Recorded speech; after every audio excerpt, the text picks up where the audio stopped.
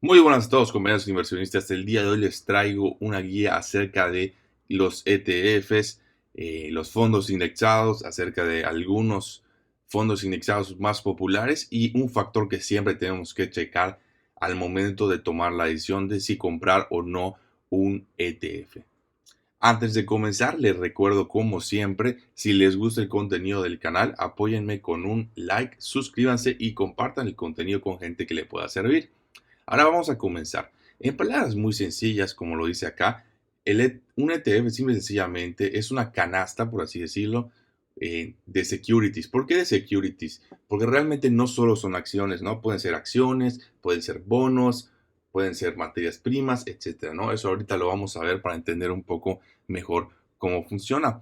Pero ¿cuál es una de las ventajas principales de un ETF? La ventaja principal en palabras muy sencillas es la diversificación a un precio barato. ¿Por qué digo precio barato? Imagínate tú si quieres comprar este, o igualar el seguimiento, darle seguimiento al rendimiento de un S&P 500, que es un índice de las 500 empresas más importantes en Estados Unidos. Imagínate, tendrías que ir comprando una acción de cada una de las 500 empresas o su parte proporcional. Obviamente ahorita ya existen lo que son acciones fraccionadas, pero aún así es una tarea sumamente complicada y sumamente costosa. Entonces el ETF simple y sencillamente agarra el dinero de todos los inversionistas, lo junta en un pool y con ese dinero compra las acciones que sean necesarias de las 500 empresas más importantes. Por poner un ejemplo, no estoy poniendo el ejemplo del S&P 500. Entonces esto obviamente es una herramienta muy sencilla para el pequeño inversionista para poder diversificarse de manera simple, ¿no? Y obviamente, ¿cuál es la ventaja de seguir un índice? Que el índice normalmente tiende a tener, es el mercado, ¿no? Entonces la variabilidad es mucho menor que si compraras acciones particulares y obviamente no tienes que dedicarle tiempo y esfuerzo, ¿no? Se vuelve una especie de inversión pasiva. Sin embargo, no hay que confundir el término de ETF con fondo indexado, porque un fondo indexado básicamente es un ETF, ¿no? Es un tipo de ETF, que es el principal. Los fondos indexados simplemente son ETFs que buscan copiar el rendimiento de algún índice. Este índice puede ser el S&P 500, puede ser el Nasdaq 100, puede ser el Dow Jones, o inclusive pueden ser índices de otros países, como el Nikkei de Japón, o no me acuerdo cómo se llama el de China, pero algún índice de China, etcétera. Entonces, hay un montón de ETF realmente, ¿no? O sea, ahí sí que para gustos hay colores. Algunos de los tipos más importantes de ETF, insisto, son el fondo indexado que ya platicamos, pero también hay ETFs de bonos, es decir, compran igual diferentes tipos de bonos a diferentes duraciones, que te permite diversificarte en esa parte si te gustan los bonos. También está la parte, hay ETFs específicamente por sector o por industria, ¿no? Es decir, por ejemplo, tú puedes comprar, no sé, un ETF de las X empresas más importantes en el sector de inteligencia artificial, ¿no? También está la parte de commodities, es decir, puedes comprar un ETF que siga el precio de commodity del oro, del petróleo, del maíz y etcétera. Entonces, hay un montón realmente de ETFs. Entonces, pero es importante investigar antes de comprar. Ahora te voy a explicar por qué. Ahora, otro tipo de ETF que también es muy importante, que realmente faltan dos. El primero es el ETF inverso. ¿Qué hace el ETF inverso? Es muy sencillo. Si tú compras un ETF inverso al S&P 500, va a hacer o va a copiar inversamente lo que haga el ETF, como su nombre lo dice, ¿no? Entonces, perdón, el índice. Entonces, si el S&P 500 sube un 1%, el rendimiento del ETF va a ser un menos 1%. Y si cae un menos 1%, te va a dar un 1%. Entonces, es una herramienta también accesible para pequeños inversionistas que quisieran por alguna razón shortear el mercado, ¿no? En palabras muy sencillas, apostar a que el mercado va a caer. Ahora, otro tipo de ETF que tenemos es el ETF inverso, que se le conoce, no, perdón, el inverso, el apalancado, ¿no? Entonces, ¿qué hace el apalancado? Simple y sencillamente, como su nombre lo dice, por ejemplo, si compras un ETF apalancado tres veces al S&P 500, simple y sencillamente va a ser tres veces lo que haga el S&P 500. Entonces, si el S&P 500 el día de hoy sube un 1%, el rendimiento del ETF va a ser de un 3%. Pero viceversa igual, si cae un menos 1%, el rendimiento va a ser un menos 3%. Entonces, realmente hay un montón de ETFs, insisto, para todos. Pero ¿cuáles son los más importantes? Los más importantes son el SPY y el BOO, que ahorita vamos a hablar acerca de ello. Ambos ETF son índices, son fondos indexados que buscan copiar el índice del S&P 500, ¿ok? Son igualitos. ¿Cuál es la diferencia? Que son de diferentes empresas. Sin embargo, como les comenté, uno de los factores más importantes que deben de tener en cuenta al momento o antes de adquirir cualquier tipo de ETF es este numerito acá que se llama el expense ratio. Que ¿qué significa? En palabras muy sencillas? Es el costo anual que te cobra la empresa, pues, por darte este servicio del ETF.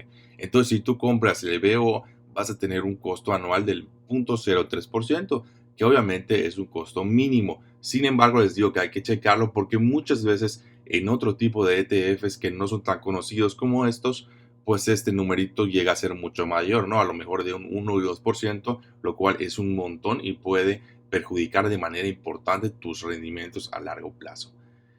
Ahora, insisto, ¿por qué es importante también esto? Porque inclusive podemos comparar, ¿no? Podemos comparar el expense ratio entre el SPY, que de hecho si lo vemos es de 0.09 contra el BO que es apenas de 0.03. Y esto parece poco, pero si lo sacamos proporcionalmente, el SPY es tres veces, de hecho más de tres veces más caro que el BO. ¿Y por qué pasa esto? Realmente depende mucho de la empresa, pero acá es cuando les voy a dar un tip. Si pueden, siempre, siempre, siempre traten de comprar un ETF, en el caso de que lo tenga de esta empresa que se llama Vanguard, ¿no? Porque Vanguard, para empezar, es la empresa más grande de ETFs, es una de las empresas más conocidas y además de eso, y obviamente más importante, es la empresa que tiene ratios de expense mucho más baratos, ¿no? Suele ser la más barata en casi cualquier ETF, ¿no? O sea, obviamente hay que investigarlo y checarlo, pero en general es de las más baratas. Por lo mismo, por su tamaño se puede dar el lujo de comprar menos. Y realmente cuando tú entras a la página de ETF, puedes checar sin ningún problema cuál ha sido su rendimiento en el último, por ejemplo, en el último mes, en los últimos 3 meses, lo que va del año, en el último año, en los últimos 3 años y así sucesivamente, ¿no? Entonces te puede dar una idea de más o menos cómo ha ido el ETF a través del tiempo.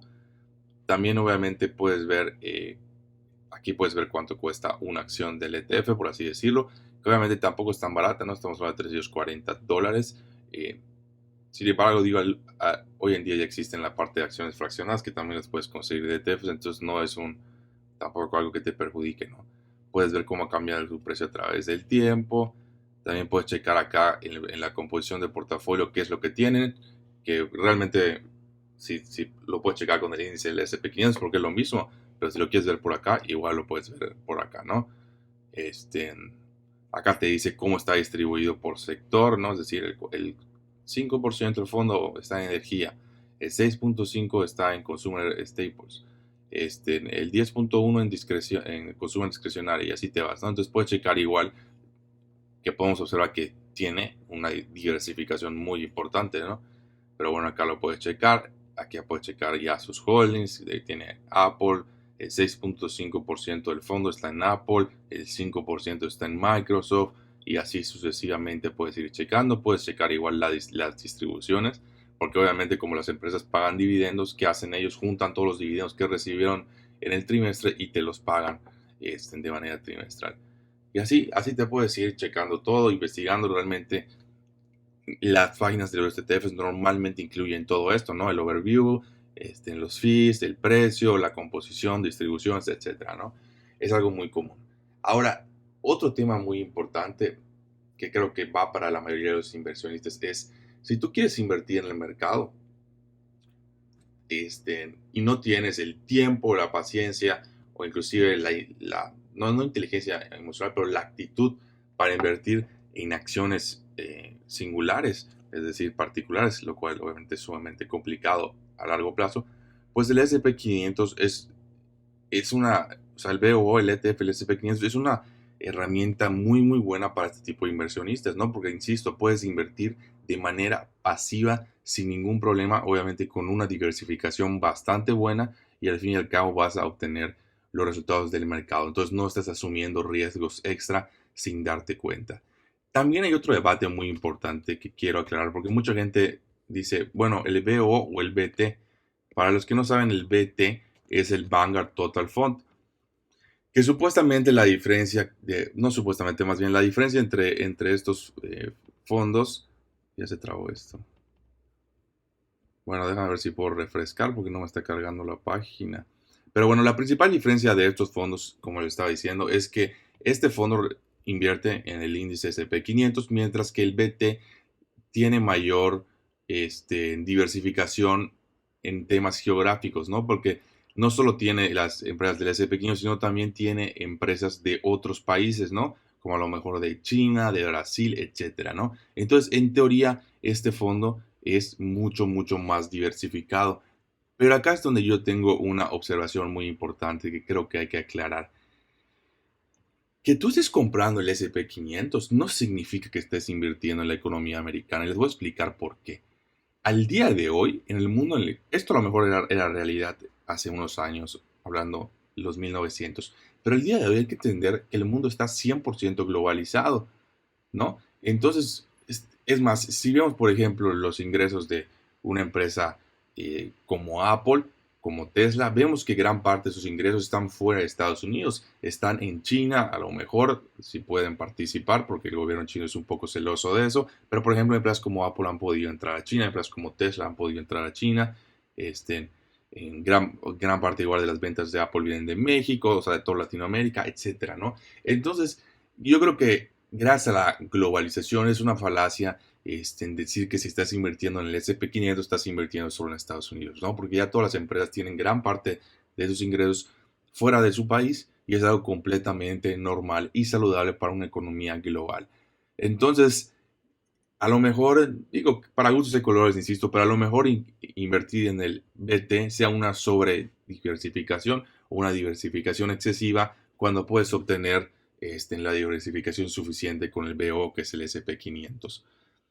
Pero bueno, insisto, eso depende igual mucho de la opinión de cada persona. Nada más también hay que entender que obviamente el BT suele ser más caro. De hecho, si vemos expense ratio es de 0.07, que inclusive viene siendo un poco más del doble que del BO. Entonces, aunque parezca poco, pues eso también va a comer de manera sencilla a tus rendimientos. Pero bueno, eso es todo por el vídeo de hoy. Si tienen alguna duda, me la dejan en los comentarios y nos vemos en el próximo vídeo.